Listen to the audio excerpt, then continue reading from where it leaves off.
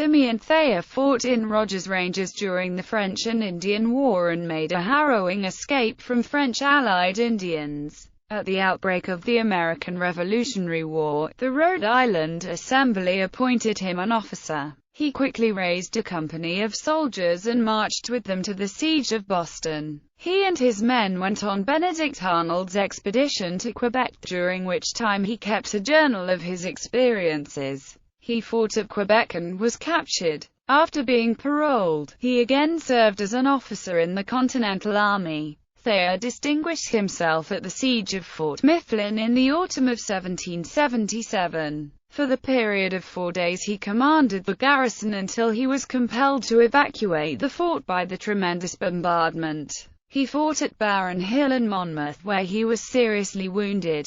He led his men in a clash at Springfield, and retired from the army in 1781. Later, he served as a brigadier general of Rhode Island militia for 3 years. He was married 3 times and died after being thrown from a horse at age 63. Early life. Simeon Thayer was born in Mendon, Massachusetts on April 30, 1737 of parents David and Jane Keith Thayer. His 8 brothers and sisters were named John, David, Susanna, George, Faithful, Jemima, Mary, and Elizabeth. As a young man, he served as an apprentice to a wig maker. In 1756 he volunteered for military service with a Rhode Island regiment. Soon after, he joined Colonel Fry's Massachusetts regiment and served in Rogers Ranges during 3 separate clashes with French allied Indians. He became a prisoner after the siege of Fort William Henry on August 9, 1757. He survived the massacre of many British prisoners by pro-French Indians that followed the surrender. The captured troops were stripped of their weapons and much of their clothing and made to march from the fort. A tomahawk-armed Native Americans seized Thayer by his underwaistcoat and began dragging him toward a swamp.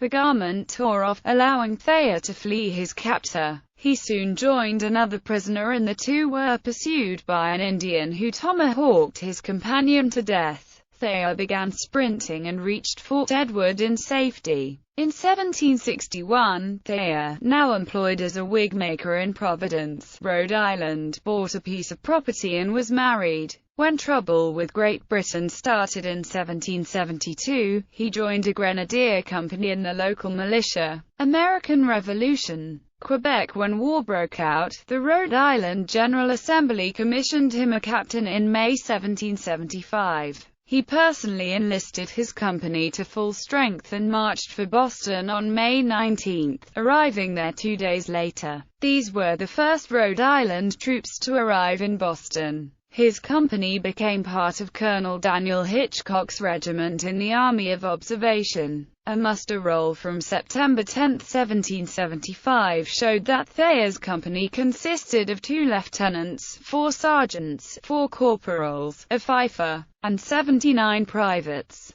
That month his company was selected to join Benedict Arnold's expedition to Quebec. On the morning of December 31, 1775, the Americans opened the Battle of Quebec by attacking the city. The main column under Colonel Benedict Arnold and Lieutenant Colonel Christopher Green was led by Captain Daniel Morgan's company. Morgan's advance guard was followed by the companies of Captains John Lamb, Henry Dearborn, John Topham, and Thayer. 7 more companies formed the center and rear of the attack column. In the approach march, the column suffered some casualties from enemy fire. Presently, they arrived before a barrier armed with 2 cannons which fired, causing further losses. As the guns were withdrawn to reload, Thayer and Morgan climbed through the gun ports, followed by their men, and captured 60 of the defenders. Continuing up the street, the Americans surprised a group of Quebec militia and made them prisoners, making a total of 130. Since their own firearms were wet from the snow, the Americans appropriated the dry weapons of the Canadians.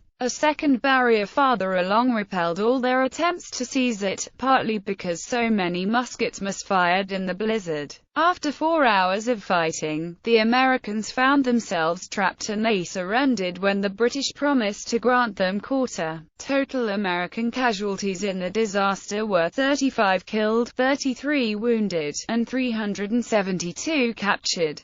Thayer's company suffered 2 killed, 3 wounded, and 25 captured. Of the latter group, 7 men later agreed to enlist in the British Army. For 9 months he was held captive by the British. In September 1776 he was allowed to return to Providence on parole to await prisoner exchange. While he was still on parole in February 1777, the Assembly promoted Thayer to the rank of Major. Fort Mifflin and other actions. After being exchanged on July 1, 1777, he served in Colonel Israel Angel's 2nd Rhode Island Regiment. An undated return of the regiment's 2nd Battalion under Thayer shows 141 soldiers present for duty. Of these, 33 hailed from Providence, 31 from Newport, 15 from Smithfield, and the rest from smaller towns. At that time, the 2nd Regiment was brigaded with the 1st Rhode Island Regiment under the command of Brigadier General James Mitchell Varnum in Major General Israel Putnam's division on the Hudson River. Ordered to join the main army, the Rhode Island Brigade left Peekskill, New York on September 29, 1777. The 1st Regiment under Colonel Christopher Green reached Fort Mercer on October 11 and the 2nd Regiment a week later. Soon after, the 2nd Regiment was sent to defend Fort Mifflin on Mud Island in the Delaware River. When Fort Mercer was attacked by the Hessians on October 22, the 2nd Regiment was rowed across the river to help and participated in the Battle of Red Bank. During the battle, Thayer commanded a section of Fort Mercer's defenses. After the successful action, Green sent him with a small party to bring in the wounded. While on this duty, 2 Hessian grenadiers pointed out to Thayer where their commander was lying wounded. He located the Colonel Carl von Donop and ordered 6 Americans to carry him into the fort. The Hessian officer later died of his wound. Thayer fought under the leadership of Lieutenant Colonel Samuel Smith during the latter part of the siege of Fort Mifflin, which lasted from September 26 to November 16, 1777. The defenders of the fort held out heroically against a bombardment by warships in the Delaware and by British batteries on the north bank. On October 23, the defenders scored a significant victory when the HMS Augusta and the HMS Merlin went aground near the fort. The stern of the Augusta soon caught fire and the flames quickly spread. British accounts suggest the blaze was either set deliberately by the crew or caused accidentally by flaming wadding from her guns. The Americans claimed that hot shot from Fort Mifflin or fireships set the third rate afire. The result is not in dispute. At midday, the Augusta blew up in an enormous explosion that shattered windows in Philadelphia. The blast was heard 30 miles away at Trapper, Pennsylvania. 60 crew members including a lieutenant were killed as they struggled in the water to escape. After this disaster, the crew of the Merlin set their ship on fire and rowed away. The smaller vessel later blew up as well. On November 11, during an intense bombardment, Smith was badly bruised when a cannonball crashed into the barracks, struck him in the left hip, and showered him with bricks. Before being removed from the fort, Smith tried to get someone to volunteer to take command but no one stepped forward. Finally, Smith appointed Thayer to lead the defense, noting he was the bravest man he had ever known. Thayer accepted. He would command the fort from the 12th to the 15th. When he took charge, the situation was rapidly becoming critical. On November 15, the British managed to work Vigilant, an East India mon raided into a 20-gun floating battery, into a position 200 paces from the fort.